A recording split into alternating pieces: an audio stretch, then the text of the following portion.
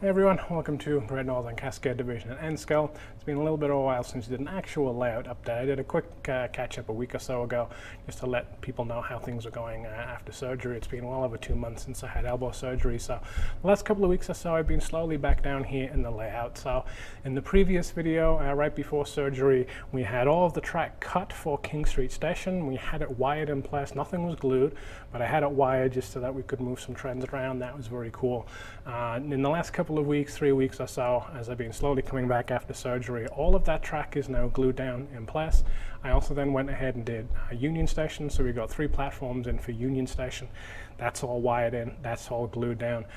Went back through and did all the fiddly annoying little things, cutting the sleepers and putting the sleepers back underneath where we cut them out to put in rail joiners, things like that. So went through, what else did I do? Went through and sprayed as well. I did like an earth brown spray over everything, a light earth brown spray just to cover up the plywood empire that's underneath, the black foam underneath, and the adhesive or, little solder joints and stuff like that. So it kind of cleans it up a little bit, and that's kind of where we're at now. So hope you enjoy this one. It's a little bit different in that I don't have a ton of time lapses as I'm doing things. I didn't do an awful lot of videos just because it was kind of hard. A lot of it was still somewhat one-handed, and it was like, do 10 minutes work and then take a 10-minute break kind of thing. But do like, subscribe, and follow along now that I'm starting to get a little bit better. Got a little bit more going on, looking at turnout motors, looking at signaling, looking at ballasting. I'm going to start painting the backdrops as well and stuff like that. So hopefully over the coming weeks and months, we'll see quite a bit of progress on these Seattle stations. So thanks for watching. Enjoy this one.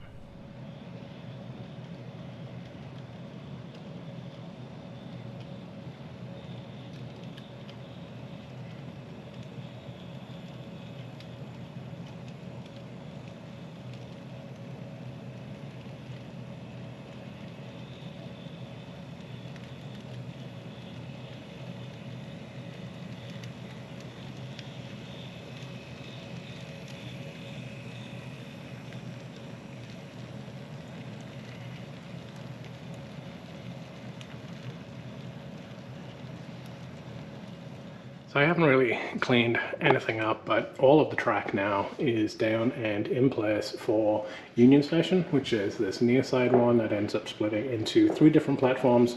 And then on the far side, we would have King Street Station, which spreads out into 4 platforms. So it's about as straight as I can get. It's really hard doing platforms that are 10, 12, 14 plus feet long. And so where we left it in the last video, the 2 far platforms on King Street Station basically dead end, and then other platforms then come together and then would head out north into the tunnel that goes into downtown Seattle. Union Station, a little bit different. Originally on the plan we had both platforms dead ending, and I think in that very last video, part 3 of this station build, or part 2, part 3, I can't remember, I decided that I wanted to actually extend it out, add another turnout in, so that we could basically have a little bit more operational interest. And then again, that one would run through into the tunnel, into underneath rather, downtown Seattle. So do have some cleanup work to do. There's some areas where the caulk is a little bit thick between the rail ties, and so by the time I would try and put ballast down, isn't really going to fit in there too well. And what I might actually do, which I've done before, is get it's like a brown camouflage spray, a Rust-Oleum, have a spray can. It's called brown camo, but basically it adds a weathered look almost across the rails. And I've done that in a couple of different layouts, and I've seen other layouts do that where you'll spray everything with that brown. You obviously clean the top of the rails after you've done, but then it gets rid of just the plastic brown that are on the sleepers. It also then adds some weathering onto the actual side rail. Then you put the ballast down, and then at some point, weeks, months, years down the line, you would then come around with an airbrush and basically go through and do a little bit more weathering, especially like in between the rails and the platform, dirty diesel engines, dropping a bunch of oil and stuff like that. But that brown Rust-Oleum camo brown kind of adds a little bit of weathering to it. So one little thing that you might have noticed is a bunch of different shims along here. I did a dome, and I don't know, decent grade plywood, but I think that this must have been the top sheet that was on the stack, and so the band had gone through. The underside isn't really any better, so I'm not quite sure what happened, but there was a slight depression, and so the shims are just to kind of raise it up. So if you see that, that's all that it is. By the time I've put a long 4-foot steel rule over the top, it's actually fine. I have shimmed it all up, and when the trains are running, and hopefully there's some videos interspersed throughout all of this, you'll see that the trains do run perfectly level. It looks a little weird now, but again, once ballast is down and once there's some weathering done, you won't even see it. So this is now the point of the railroad where it always looks terrible. And this is kind of, you know, pulling back the curtains and any kind of model railroad that, you know, when you're at this stage, it does look bad because you have this adhesive underneath as you're holding the track down in place, and until you get the ballast down, it does just look bad. But here's an example where I need to go through and clean out just a little bit, and part of that is me only having like one good hand to be able to do this. But overall, pretty happy. All the wiring is done as well as we come through. Everything is wired in, and then inside of here as well, I've also then done the liquid tape to cover everything up too. You know, tested all of the wiring first to make sure that I didn't have anything reversed and ran trends back and forth to make sure that it all worked before I did that. But yeah, happy so far with this progress. Track work is never going to be perfect, even if you look at the prototype. Very rarely is it absolutely perfectly laser straight and laser level. There's going to be very, very small variances in it, even though they come pretty darn close on modern railroads. But absolutely, you know, back in 50s where this would have been set, you know, track that always went down, late 1800s, early 1900s.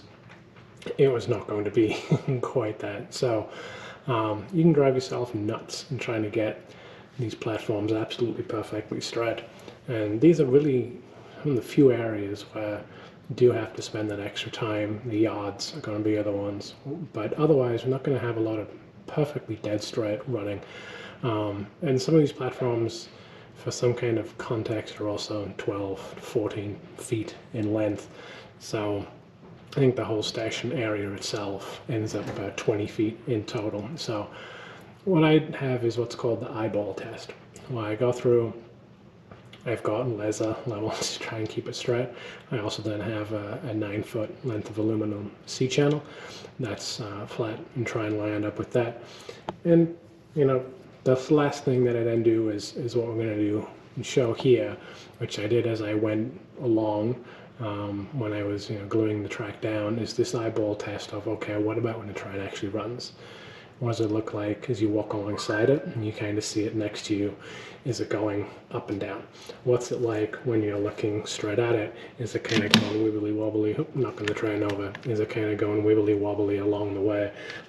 Is it kind of heads towards you and, you know, looks a little bit weird? So I'm going to do some of that, what I call the eyeball test, where I stood at the end of the peninsula and I basically just moved the train locomotive up and down, make sure that it runs through the turnouts, see what it looks like when it comes towards me. I did actually do this with a few passenger cars on the end of it as well, and maybe I'll do some running shots as well, just so you can see a few passenger cars running through. It's a little bit hard going through the turnouts because I only have you know, maybe it's 2 feet or so past the end of the turnouts, 3 feet, so I can't get a full 10-car rake, but I can get 2, 3, 4 passenger cars on the back of a single A unit like this. So you can see with those large number 10 turnouts what it's going to start to look like with those long passenger cars. I think it's pretty cool. But let's check out this kind of eyeball test. I'll run at scale speed of 30 miles an hour, but then I'll speed up most of it because it takes about 10 minutes to go back and forth the whole way. But just so you can kind of get some idea that, you know, at least to me, I'm happy with it. Is it absolutely perfectly laser straight? No, it's about as close as I can get it and as close as I'm willing to get it without driving myself crazy. Same with up and down humps. It looks good enough for me. Rule number 1, it's my railroad. But let's check this out and see what it's like.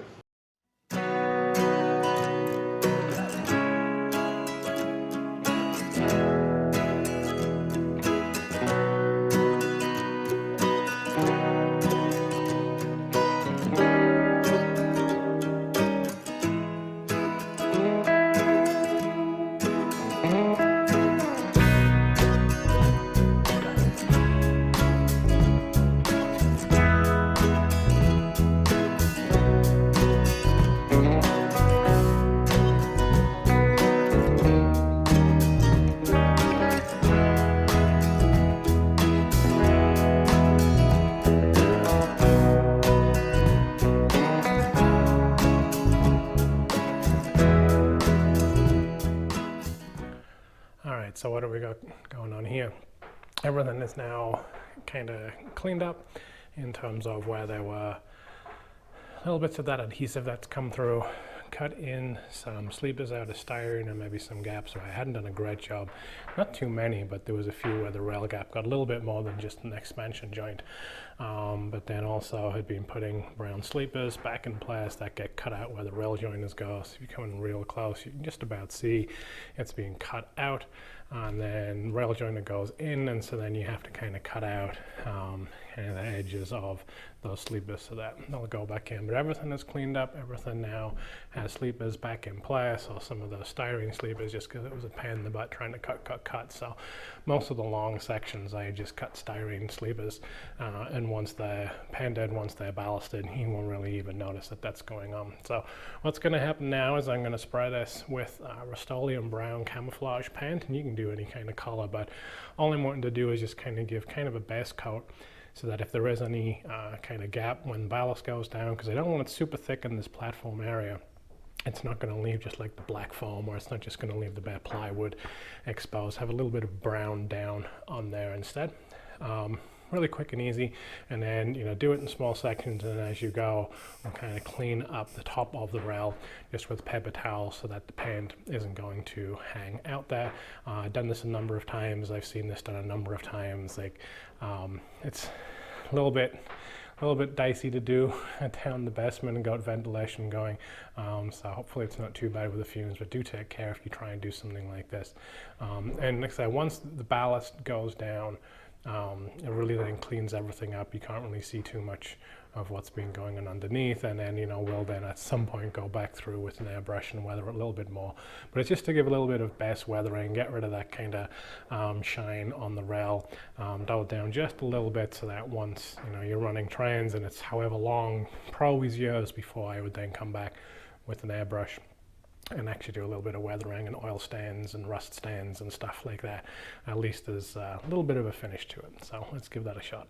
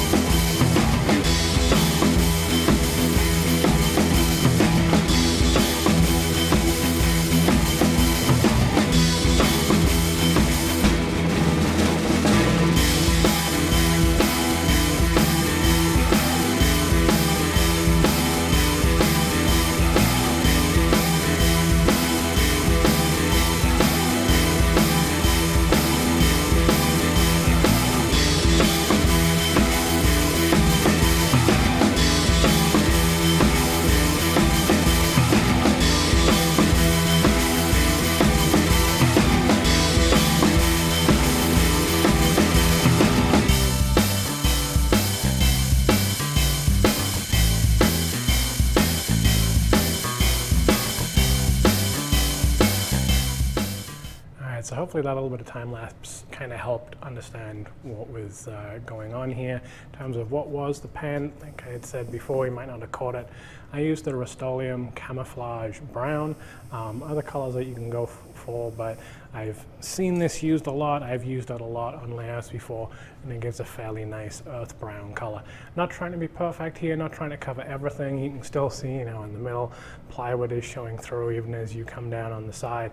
We haven't completely coated the entire thing in that brown spray paint. That's not the idea. The idea here is just to give a little bit of coverage so that once the ballast goes down, any kind of thin areas of ballast or whatever, it's not going to be showing through just to bare wood or bare black foam. But also I hate this stage of a layout where you're really excited, you've got your track work down, you've got things wired up, you're able to run trains, but then it just kind of looks atrocious because all you have is just kind of this bare track, and you can maybe see the adhesive that comes through underneath it as well. I think this this worked out pretty well. You might have seen on part of the time lapse that I had actually covered the end areas of the turnouts with painter's tape, and so the idea there is just to make sure that we're not causing any problems with the ability for the turnouts to be able to move. And so it looks a little bit weird because you do have that shiny rail and the kind of brown plastic compared to the other areas around it that have been painted, but that's okay. I'm not too concerned about that, and again in the future at some point go through with an airbrush and it'll clean up. But it also means that as we come along, it is way less noticeable the areas where I had then added sleepers in, or where I had made up those little styrene sleepers to go in underneath the rail joiners. Rail joiners are a little bit obnoxious sometimes, not so much at code 55, but can't really see the rail joiners as much. Where the solder was coming through, so like on the edges of the turnouts here, just because of how they wire up the frogs, it's nowhere near as noticeable. And so again, you can see over here, the turnout's able to move no problem, but you do then just have that little bit of shinier rail and brown plastic. A couple of areas where I had missed putting sleepers back in. Here was one, there's a couple of sleepers that were missing, and I think here there was a couple of sleepers that are missing. Somehow I missed all three of the joins there, but that's not too bad. I can easily just spray up a couple of sleepers, slide them back in, it won't look too bad. So I think I'm going to call this video to an end because it's kind of covered quite a bit. And like I say, it's been a little bit slow progress. Last week or two hasn't been too bad. A little bit slow progress as I've been recovering after surgery. But next I'm already exploring turnout motors and some basic signaling. Not super concerned. I do have the frogs wired up. Everyone remember what color the frogs were? Green, because frogs are green, ribbit.